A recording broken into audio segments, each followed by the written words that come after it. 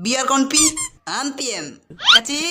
हाँ हमो दारू पियम हयो पी दोनों हम होलियो खेलम सो। हाँ बाबा जब सब मजबा तू ही लेबो तो हम पियसवा काहे खाती आइल बन सही। सुन ना होली खेल लेते हूँ। अगले साल होलिया में कितना लोटा तारी पी गो? 22 लोटा पीले रही। 22 लोटा पी गल बड़े भाई, जेमे से अभी होलियो खाती रख ले बनी।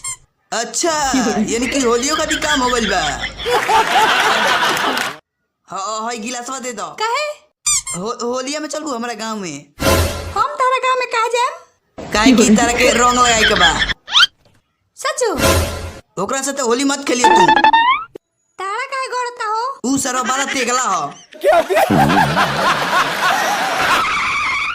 लो अभी सर होली खेले आ गइल। आ गइल का हो?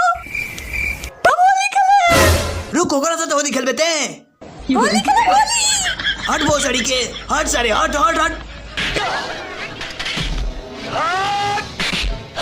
ते हमरा के रुकबे होली खेले से ते तोरा में दम हमरा के रुके के तेगला इसकर सार ना छोड़ी मास तोड़ दे। रे बुरवा का भागा रे। रे एकरा के धोर दे तो मारे लगी।